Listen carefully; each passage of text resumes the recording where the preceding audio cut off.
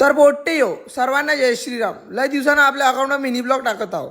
सकाळी सकाळीच आम्ही मावशी लग्नासाठी निघालो होतो अमरावतीला आल्यानंतर विराज स्वागत करायला तयारच होता आजी घरी गेल्यानंतर. मग तिघं मागे वगैरे लागले. नंतर मग घरात वगैरे गेलो, मी तयार वगैरे झालो. 10 मिनिटातच तयार होतो आपण. बाया 2-3 घंटे लावायचा तयार व्हायला. म्हटलं चलता की मी जाऊ. मग विराज संग थोड्या वेळ खेळलो वगैरे मी.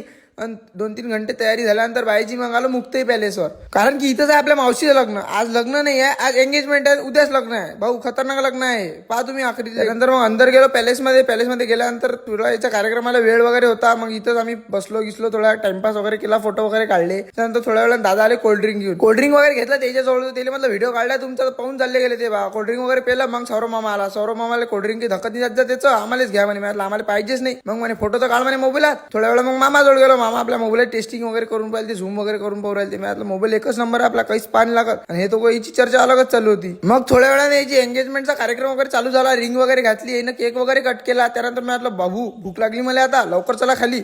आणि मग मी सगळी गँग घेऊन गेलो खाली गेल्यानंतर हे भिडलं सगळं ताटं घ्यायले. मी म्हटलं माटी ताट घेता रे बाबा. पुढे आल्यानंतर मला दिसली मामीने पाहा भाऊ पहिलाच नंबर लावला जेवण करत. त्यानंतर मग मी घेतलं बाबा ताट एवढं मोठं घेतलं, पण धकत काहीच नाही जात जाय. शेवटी मग 2-3 डोसे घेतले, तेच खाल्ले बाबा पोट भरून. नंतर मग घरी जायच्या वेळेस आई बसली गोष्टी करायला, येतच नाही जात जाय. मग थकून मी गाडीत बसलो बाबा. घरी आल्यानंतर मग हा गाडी दिसला मला, याची भेट वगैरे घेतली. त्यानंतर झोपलो. उद्या दाखवतो तुम्हाला मी हळदीचा कार्यक्रम. चला भेटू आपण उद्या. जय श्रीराम.